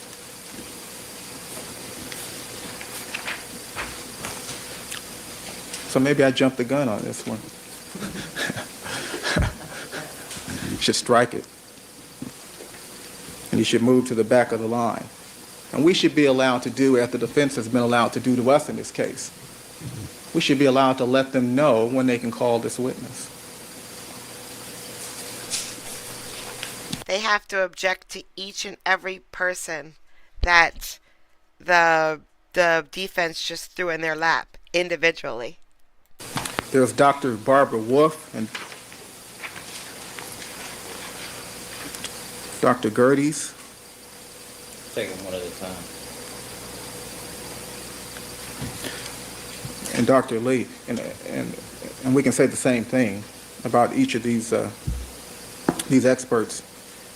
And that is that we have no reports or statements from these witnesses. All right, Dr. Wolf, Dr. Gerdes, and Dr. Lee. Lee. All right. I think I've already indicated that we have nothing from Dr. Baden. I thought you had one report from Dr. Lee already. Only as pertains to the envelope. Yes, only as it pertains to the envelope. Well, that's one. Well, we heard yesterday that he was the foremost crime scene expert, the best in the world, and he was going to testify about the crime scene. Where's the report? Where's the opinion?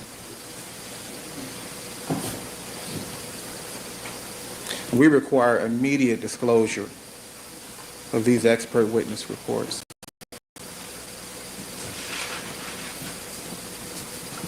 We'd ask that the sanctions already mentioned, requested by us as they relate to other witnesses, apply to these witnesses as well. And then there is the envelope, Your Honor. The envelope that Mr. Cochran waved in front of the jury yesterday. The envelope which contains an unspecified knife, as I understand it. I'm not sure exactly what's inside the envelope. I've seen the report. I have not seen the item, but the defense has seen the item.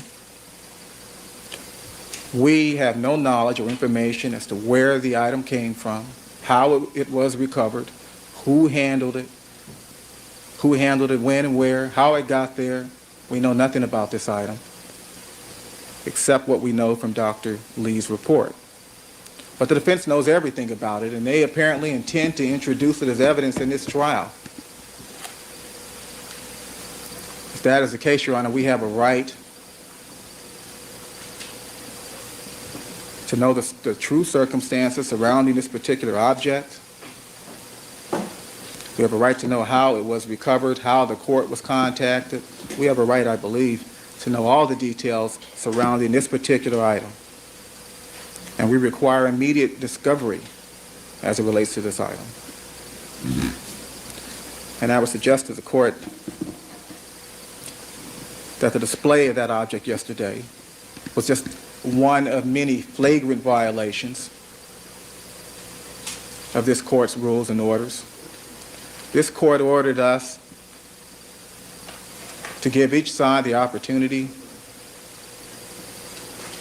to view any exhibits that might be introduced before this jury during opening statement. We didn't get that opportunity. Mr. Cochran just pulled it out, waved it in front of the jury.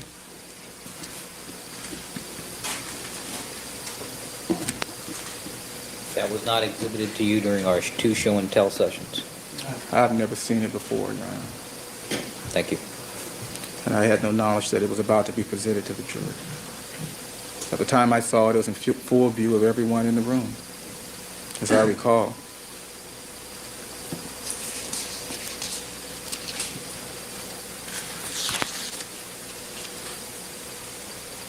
The jury should be ordered to disregard any viewing of that item.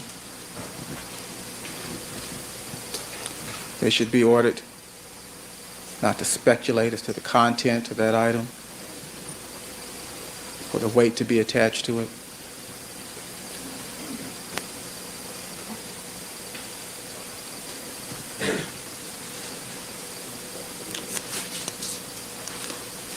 The jury should be informed that this was a low blow and a cheap shot.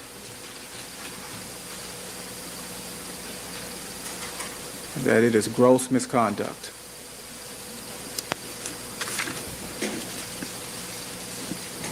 A serious violation of the court's directives and orders. Mr. Cochran mentioned yesterday that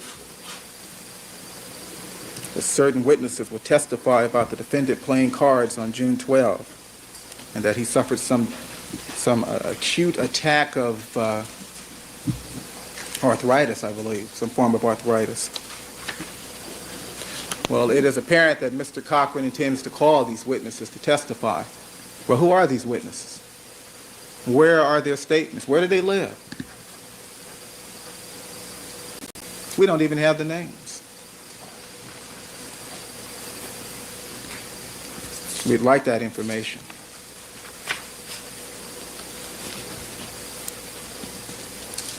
We require immediate discovery. And the jury should be advised that the defense is up to cheap tricks, and that they're in violation of the court's rules, and that the display, or rather the mention of this card game, the mention of these witnesses, is a flagrant violation of the court's order. The defense also referred to two doctors who they say examined the defendant. Who? Where are the reports? Where are the statements? Where are the test results? So far, I think the opposite, but the trial just started. We're, on like day 2? We didn't get any of that. We didn't get notice. Do you have the cite to the record where that is in the transcript?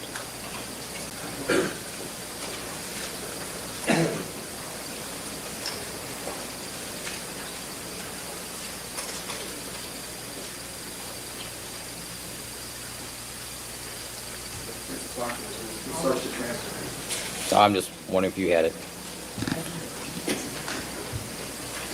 It's all right, move on, Mr. Darden.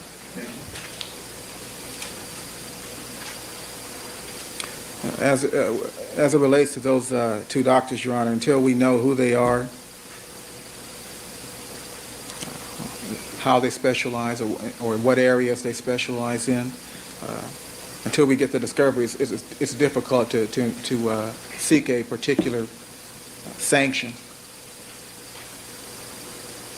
But I'll say this, I cannot imagine, I cannot understand why anyone in a case like this, especially given the supposed quality and abilities of these defense lawyers, why anyone would want to hide expert witnesses in a case like this.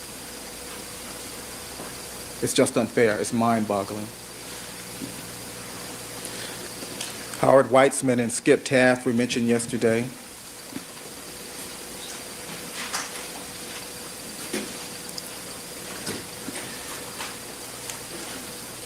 If there's been a conversation with Mr. Weitzman and Mr. Taft, we would like that statement. We would like that conversation reduced to writing.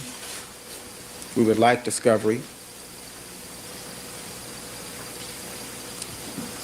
Any mention of these two gentlemen should be stricken. The jury should be admonished. They should be advised to disregard counsel's comments regarding these two witnesses.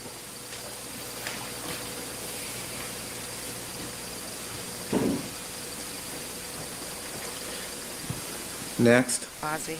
How do you suggest I deal with the attorney-client issue that it's obviously going to be raised in response? I don't know whether there is an attorney-client privilege issue in this situation. I don't know what they have to say. We know they have something to say, and whatever Mr. Cochran has said so far certainly ought to operate as some form of waiver as to some or all of any conversations.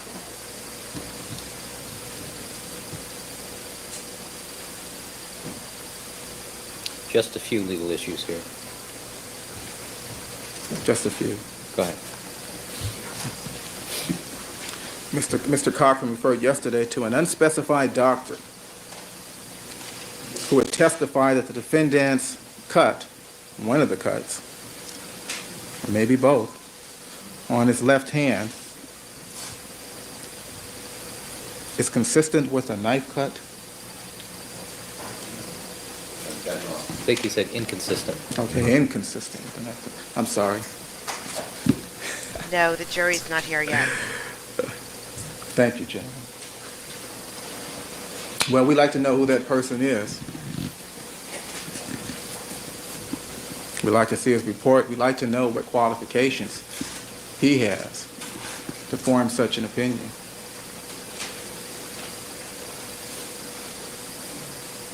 That should be stricken from the record as well. That's an expert witness. Counsel knew that this person would be testifying. You know, as I sat there yesterday, the day before watching Mr. Cochran, I noticed that his opening statement, most of it, was typed. He had time to type it, to type out that opening statement, and it was a very fine opening statement, and I'm always proud of Mr. Cochran whenever I see him in court, Your Honor. I love him, I just don't like to go up against him. But if he had time to type his opening statement, then he had time to turn it over. And I'm disappointed in Mr. Cochran. I'm disappointed that he hasn't turned over that information to us, because just this past weekend, Mr. Cochran and I had a telephone conversation on Sunday evening, and we discussed discovery issues. I discussed with him issues and information which he could not otherwise learn or obtain until the following Monday or Tuesday. And I advised him of these things so that he would know that they were in existence, and so that he wouldn't be surprised. And so I'm surprised to stand here today before the court, Your Honor, and I'm disappointed in Mr. Cochran. I would think that he would return to me the same professional courtesy.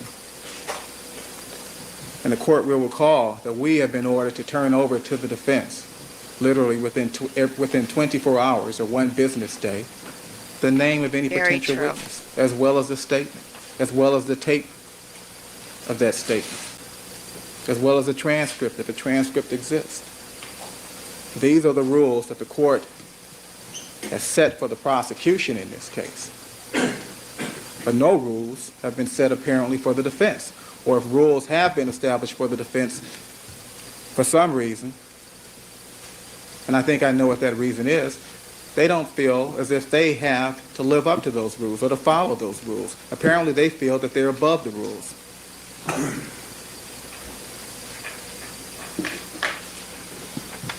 This conduct is outrageous.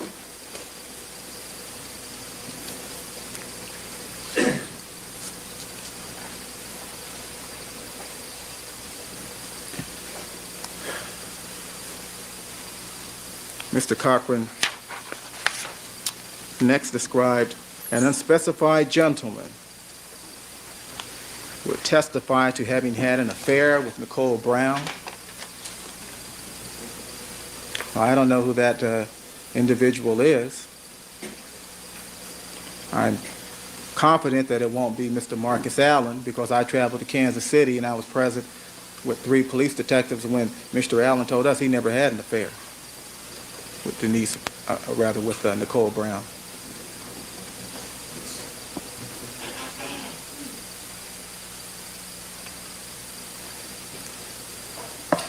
And so if it is Mr. Marcus Allen, or if it is some other person, we would like the discovery, Your Honor. We'd like to know the identity of that person.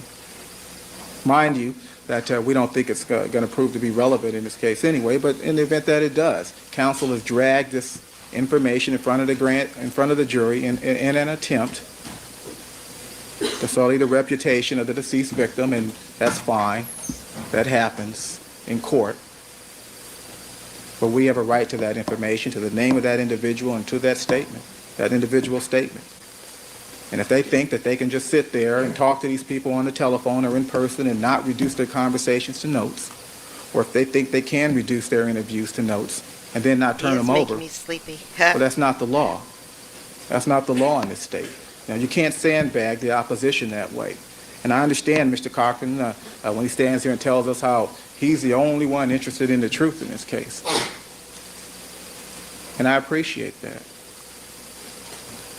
But I would suggest to the court that this conduct, as it relates to the discovery in this case, is completely inconsistent with any desire to determine the truth, or to have the jury determine the truth.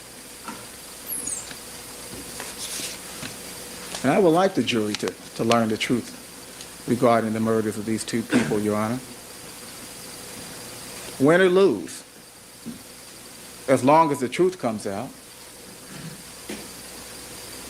But the type of conduct exhibited by the defense these past couple of days and over the past several months, I mean, they had the audacity to stand here and demand that you sanction us, all the while knowing that they had statements from material witnesses that they took 4 or 5. They didn't just violate them; they crushed them.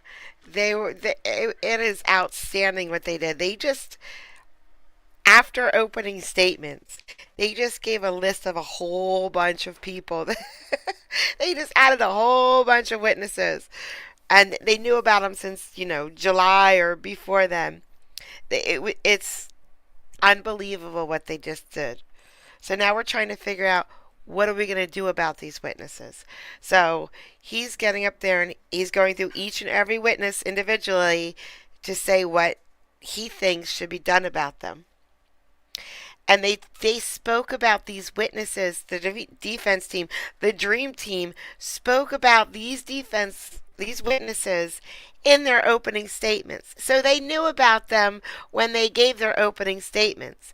And then after opening statements were done, then they handed the list over saying, oops, we forgot. These just came into our possession.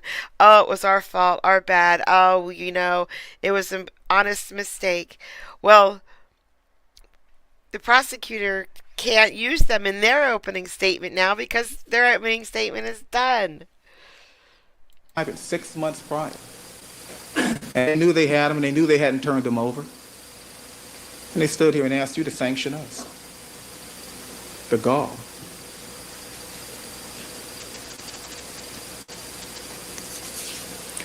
The court should impress upon the defense. The judge wanted everybody to sleep on it. And then they wanted the prosecution to tell him what they want done for each and every one individually. So that's what he's doing. And then he's going to make his decision. That the rules apply to them. It doesn't just apply to the poor civil servant lawyers over here on the other side. It applies to the dream team too. And to the dream defendant. It isn't fair. What they've done in this courtroom the past couple of days is not fair. I have never, ever seen anything like this.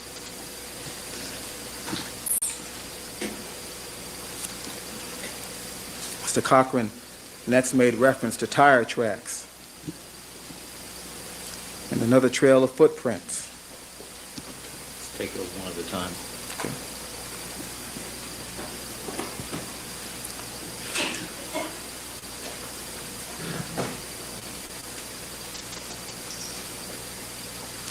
It is apparent to us, based on his comments yesterday, that they have an expert. And maybe that expert is Dr. Lee, or maybe it's some other person who has reviewed this issue on behalf of the defense. Whoever that person is, Mr. Cochran has indicated that they will probably be testifying in this trial, or that they will be. We have a right to know who they are.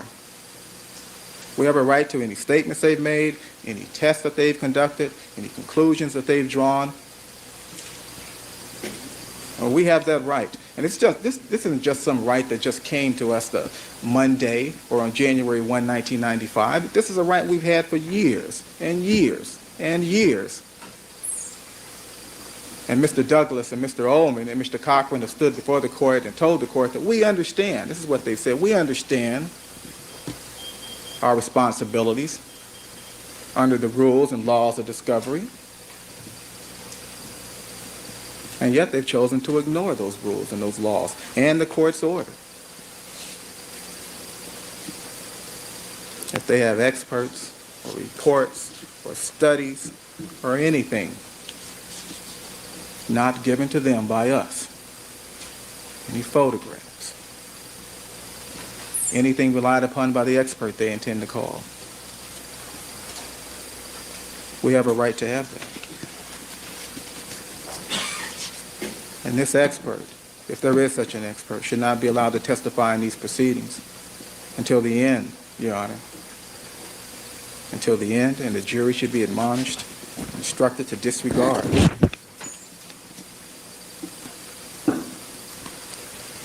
Mr. Cochran's comments regarding this witness in his opening statement. So you have the same comment as far as the tire tracks and the footprints? Yes, Your Honor. Next, Mr. Cochran mentioned Dino. He has to. Judge Ito says that he wanted him to reply to each witness individually. Each piece of evidence individually. And I apologize if I mispronounced the last name. It's Buccola, B-U-C-C-O-L-A. And this relates to his observations at the Red Onion, an incident which was described in our domestic violence motion. Is this one of the individuals in the car? Yes. We received a statement, I believe yesterday, regarding this gentleman. That was not one of the statements Was it? yesterday.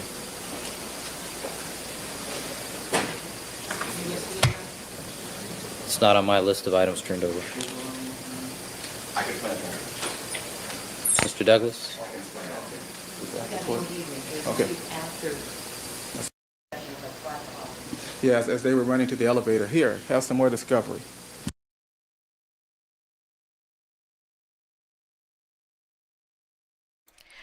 We made it to the end of today. 2 hours is long enough for OJ for us.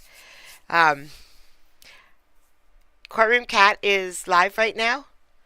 I don't have his link ready, but do you guys want me to do a redirect to Courtroom Cat? There. I have his link ready.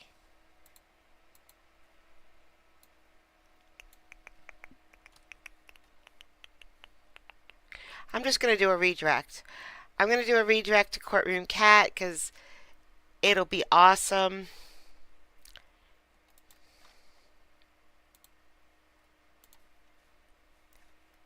And analytics and customization and redirect, and it's not there. There it is. Boom. So what that means is when I press end stream, you guys should automatically just pop into that one. Guys, thank you so much for coming out to OJ. I really, really, really appreciate it. I love watching this trial, and I wouldn't do it if no one watches. I'm like at the very bottom threshold right now. I get about 100 viewers for each one of these. If it gets any lower, I'm gonna have to stop. So I'm glad that you guys come out and you guys watch the OJ trial with me. Um, I shall talk to you again really, really soon. Have a great day, guys. Bye.